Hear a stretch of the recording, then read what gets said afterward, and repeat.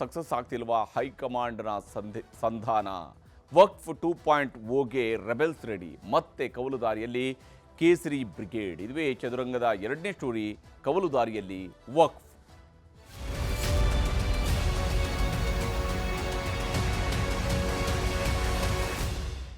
ಬಿಜೆಪಿಯವರಿಗೆ ಅನೇಕರಿಗೆ ಅನಿಸೋದಕ್ಕೆ ಶುರು ಆಗಿರ್ಬೋದು ಈ ವಕ್ಫ್ ಅದು ಯಾಕಾದರೂ ಬಂತು ಅಂತೇಳಿ. ಯಾಕಂದರೆ ಈ ವಕ್ಫ್ ಬಂದ ನಂತರ ಏನಾಗಿದೆ ಅಂತ ಹೇಳಿದರೆ ಬಿಜೆಪಿಯ ನಾಯಕರಲ್ಲಿ ಕ್ರೆಡಿಟ್ ವಾರ್ ಭಾಳ ಜೋರಾಗಿದೆ. ನಮ್ಮ ನಾಯಕತ್ವದಲ್ಲಿ ಇದು ಹೋರಾಟ ಯಶಸ್ವಿ ಆಯಿತು ಅಂತ ತೋರಿಸ್ಕೊಳ್ಬೇಕು. ಈಗ ಹೈಕಮಾಂಡ್ನವರು ಸಂಧಾನ ಮಾಡಿದರು. ಯತ್ನಾಳ್ ಟೀಮ್ ಅವ್ರನ್ನ ಕರೆಸಿ ಮಾತುಕತೆಯನ್ನು ಮಾಡಿ ಅವರಿಂದ ವಿವರಣೆಯನ್ನು ಕೇಳಿ ಒಂದಿಷ್ಟು ಬೈದು ಇನ್ ದ ಸೆನ್ಸ್ ನೀವು ಹಿಂಗೆ ಮಾಡೋದು ಸರಿಯಲ್ಲ ಅನ್ನುವಂಥ ಮಾತುಗಳನ್ನು ಹೇಳಿ, ಮತ್ತೊಂದು ಕಡೆಯಲ್ಲಿ ಸ್ವಲ್ಪ ಬೆನ್ನು ತಟ್ಟಿ ನೋಡಿ ಇದು ಭಾಳ ಚೆನ್ನಾಗಿ ಮಾಡಿದ್ರಿ ನೀವು. ಈ ಚಿಕ್ಕ ಮಕ್ಕಳನ್ನು ನಾವು ಸಮಾಧಾನ ಮಾಡುವಾಗ ಎರಡು ರೀತಿಯಲ್ಲಿ ಮಾತಾಡ್ತೀವಿ. ಒಂದು ಹೊಗಳುವಂಥದ್ದು ಮಾಡ್ತೀವಿ, ಇನ್ನೊಂದು ಯಾವುದು ತಪ್ಪು ಮಾಡ್ತೀರಿ ಅದಕ್ಕೆ ಒಂದಿಷ್ಟು ಅದು ಸರಿ ಇಲ್ಲ, ಅದನ್ನು ಹಂಗೆ ಮಾಡಬಾರ್ದು ಹಿಂಗೆ ಮಾಡಬೇಕಿತ್ತು ಅಂತ ಹೇಳುವಂಥದ್ದು ಮಾಡ್ತೀವಲ್ಲ. ಅದೇ ಥರದಲ್ಲೇ ಯತ್ನಾಳ್ ವಿಚಾರದಲ್ಲೂ ಕೂಡ ಈಗ ಹೇಳಿದ್ದಾರೆ. ಡಿಸೆಂಬರ್ 7ರ ಸಭೆವರೆಗೂ ಕೂಡ ಕವಲುದಾರಿಯಲ್ಲಿ ಕೇಸರಿ ಸಾಗುವಂಥ ಎಲ್ಲ ಲಕ್ಷಣ ಗೋಚರಿಸ್ತಾ ಇದೆ. ವಕ್ಫ್ 2.0 ಇದೀಗ ಯತ್ನಾಳ್ರ ಮುಂದಿನ ಗುರಿ. ಅದಕ್ಕೆ ಬೇಕಾದಂತಹ ತಯಾರಿಯನ್ನು ಮಾಡ್ಕೊಂಡಿದ್ದಾರೆ. ದಿಲ್ಲಿ ಅಂಗಳದಲ್ಲೂ ರಾಜ್ಯ ಬಿಜೆಪಿ ಸಂಘರ್ಷಕ್ಕೆ ಬ್ರೇಕ್ ಬಿದ್ದಂತೆ ಕಾಣ್ತಾ ಇಲ್ಲ. ಒಂದಿಷ್ಟು ಸಮಾಧಾನಗೊಂಡಿದ್ದಾರೆ ನಿಜ. 4 ಗೋಡೆಗಳ ಮಧ್ಯೆಯಲ್ಲಿ ಆಗಿರುವಂಥ ಚರ್ಚೆಯನ್ನು ಹೊರಗಡೆ ಮಾತಾಡೋದಿಲ್ಲ ಅನ್ನುವ ಮಟ್ಟಿಗೆ ಸುಧಾರಿಸಿದ್ರು. ಇದು ಡೆಲ್ಲಿಯಿಂದ ವಾಪಸ್ ಕೆಲವೊಂಥರ ಈ ತೇಪೆ ಹಚ್ಚೋದಿದೆಯಲ್ಲ, ಇದು ಸುಲಭದ ಕೆಲಸ ಅಲ್ಲ. ಪಂಚರ್ ಆದ ಮೇಲೆ ಆ ಪಂಚರ್ ಅದು ಪದೇ ಪದೇ ಆಗ್ತಾ ಇರುತ್ತೆ. ಹಾಗೇ ಈ ವಿಚಾರದಲ್ಲೂ ಕೂಡ ಆಗ್ತಾ ಇದೆ. ಇಲ್ಲಿ ಹೈಕಮಾಂಡ್ನ ಸಂಧಾನ ಸೂತ್ರ ಮಾಡಿದರೂ ಕೂಡ ರೆಬೆಲ್ಸ್ ಅದಕ್ಕೆಲ್ಲ ಜಾಸ್ತಿ ತಲೆ ಕೆಡಿಸ್ಕೊಂಡಂಗೆ ಕಾಣ್ತಲ್ಲ. ಯಾಕೆಂದರೆ ಅಲ್ಲಿ ಒಂದು ಸ್ವಲ್ಪ ಹೊಗಳಿದಾರಲ್ಲ, ನೀವು ಮಾಡಿದ್ದು ಕರೆಕ್ಟ್ ಇದೆ, ನೀವು ವಕ್ಫ್ ವರದಿ ಕೊಟ್ಟಿದ್ದು ಕರೆಕ್ಟ್ ಇದೆ ಅಂತ ಹೇಳಿದ್ದಾರೆ ಅಂತ ಹೇಳ್ಕೊಳ್ತಿದಾರಲ್ಲ, ಬಹುಶಃ ಆ ಕೆಲಸವನ್ನು ಮುಂದುವರಿಸೋದಕ್ಕೆ ಹೊರಟಿದ್ದಾರೆ. ಮತ್ತೆ ಪ್ರತ್ಯೇಕವಾಗಿ ರಾಜ್ಯ ಪ್ರವಾಸಕ್ಕೆ ಯತ್ನಾಳ್ರು ಕೂಡ ಮುಂದಾಗಿದ್ದಾರೆ. ಇನ್ನೊಂದು ರೌಂಡ್ ಹೋಗಿ ಬರೋಣ ಅಂತೇಳಿ ಹೊರಟಿದ್ದಾರೆ ಅವರು. ಯಾಕಂದರೆ ಒಂದು ಸಲ ಶುರು ಮಾಡಿದ ಮೇಲೆ ಅಷ್ಟು ಬೇಗನೆ ಬಿಡೋದಕ್ಕೆ ಆಗೋದಿಲ್ಲ.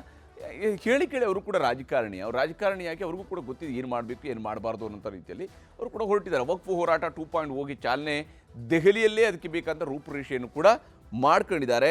ಅಷ್ಟೇ ಅಲ್ಲದೇ ಎಲ್ಲಿಂದ ಪ್ರಾರಂಭ ಮಾಡಬೇಕು, ಸಾಗುವ ಹಾದಿ ಯಾವುದಿರಬೇಕು ಅನ್ನೋದ್ರ ಬಗ್ಗೆ ಕೂಡ ನಾಯಕರ ನಡುವೆ ಚರ್ಚೆ ಆಗಿದೆ. ಯಾವ್ಯಾವ ಬಳ್ಳಾರಿ, ವಿಜಯನಗರ, ಹಾವೇರಿ, ದಾವಣಗೆರೆಯಲ್ಲಿ ಪ್ರವಾಸವನ್ನು ಮಾಡೋಣ. 2ನೇ ಹಂತದ ಪ್ರವಾಸ ಅಧ್ಯಯನದವರೆಗೂ ಕೂಡ JPC ಅವರು ಸಲಹೆಯನ್ನು ಕೊಟ್ಟಿದ್ದಾರೆ. ರೈತರು, ಮಠಗಳು, ಸರ್ಕಾರಿ ಆಸ್ತಿಗಳ ಬಗ್ಗೆಯೂ ಕೂಡ ಮಾಹಿತಿಯನ್ನು ಸಂಗ್ರಹಿಸಿ ಅಂತೇಳಿ ಹೇಳಿದಾರಂತೆ. ಈ ಕಾರಣಕ್ಕಾಗಿ ರೈತರು ಮಠಾಧೀಶರ ಸಮ್ಮುಖದಲ್ಲೇ ಅಂತಿಮ ವರದಿಯನ್ನು ಸಲ್ಲಿಕೆ ಮಾಡಬೇಕು ಅನ್ನೋಂಥ ತೀರ್ಮಾನಕ್ಕೂ ಕೂಡ ಯತ್ನಾಳ್ರು ಬಂದಿದ್ದಾರೆ. ಟೀಮ್ ಏನಿದೆ ವರ್ಕೌಟ್ ಮಾಡಿ ಸುಮಾರು 3000 ಪೇಜದಷ್ಟು ನಾವು ರಿಪೋರ್ಟ್ ಕೊಟ್ಟಿದ್ದೀವಿ. ಅದರ ಅರ್ಥ ನಾವು ವಕಫನ್ನು ಎಷ್ಟು ಸೀರಿಯಸ್ ಆಗಿ ಇಡೀ ದೇಶದಲ್ಲೇ ಕರ್ನಾಟಕ ಮೊದಲಿದೆ, ಅದನ್ನು ಮುಂದುವರಿಸುವಂಥದ್ರ ಬಗ್ಗೆ ಚರ್ಚೆ ಮಾಡಿದ್ದೀವಿ ಹೊರತು ನಾವು ಯಾವುದೇ ಪಕ್ಷದ ಆಂತರಿಕ ವಿಷಯವನ್ನು ಚರ್ಚೆ ಮಾಡಿಲ್ಲ. ನಮ್ಮ ಅಲ್ಲಿಗೆ ಯತ್ನಾಳ್ರು ತಮ್ಮದೇ ಆದಂತಹ ಹೋರಾಟವನ್ನು ಅಷ್ಟು ಸುಲಭದಲ್ಲಿ ಕೈ ಬಿಡುವಂಥ ಲಕ್ಷಣ ಕಾಣ್ತಾ ಇಲ್ಲ. ಇದರ ನಡುವೆ ಯಡಿಯೂರಪ್ಪನವರು ಒಂದು ರೀತಿಯಂಥ ಸಲಹೆಯನ್ನು ಕೊಟ್ಟಿದ್ದಾರೆ. ಇದನ್ನು ಉಚಿತ ಸಲಹೆ ಅಂತಾದರೂ ಗಮನಿಸ್ಬೋದು, ಅಥವಾ ಹಿರಿಯರ ಸಲಹೆ ಅಂತಾದರೂ ಗಮನಿಸ್ಬೋದು, ಅಥವಾ ಗಂಭೀರವಾಗಿರುವ ಸಲಹೆ ಅಂತಾದರೂ ಪರಿಗಣಿಸ್ಬೋದು, ಅಥವಾ ಮಗ ಇದ್ದಾರೆ, ಮಗನ ಪರವಾಗಿ ಇರುವ ಕಾರಣಕ್ಕಾಗಿ ಈ ಮಾತನ್ನು ಹೇಳ್ತಿದ್ದಾರೆ ಅಂತಲೂ ಕೂಡ ಟೀಕಿಸುವಂಥವ್ರು ಕೂಡ ಇದ್ದೇ ಇರ್ತಾರೆ. ಎಲ್ಲರೂ ಒಟ್ಟಾಗಿ ಕೆಲಸ ಮಾಡಬೇಕು. ಇದು BS ಯಡಿಯೂರಪ್ಪನವರ ಮಾತು. ಎಲ್ಲವೂ ಸಹ ಸುಸೂತ್ರವಾಗಿ ಬಗೆಹರಿಯುತ್ತೆ ಅನ್ನೋ ವಿಶ್ವಾಸ ನನಗಿದೆ. ಎಲ್ಲರೂ ಒಟ್ಟಾಗಿ ಹೋದಾಗ ಮಾತ್ರ ನಾವೇನಾದರೂ ಸಾಧನೆ ಮಾಡೋಕ್ಕೆ ಸಾಧ್ಯ ಇದೆ. ಪರಸ್ಪರ ಕಚ್ಚಾಡೋದ್ರಿಂದ ಅವ್ರಿಗೆ ಆಗಲಿ ನಮಗೆ ಆಗಲಿ ಲಾಭ ಆಗೋದಿಲ್ಲ. ಸೊ ಅದರಿಂದ ಈ ಅಧಿವೇಶನದಲ್ಲಿ ಎಲ್ಲರೂ ಒಟ್ಟಾಗಿ ಈ ಸರ್ಕಾರದ ವೈಫಲ್ಯತೆ ವಿರುದ್ಧ ಹೋರಾಟ ಮಾಡೋಕ್ಕೆ ಒಟ್ಟಾಗಿ ಕೆಲಸ ಮಾಡಬೇಕು ಅಂತೇಳಿ ವಿನಂತಿಯನ್ನು ಮಾಡ್ತೇನೆ.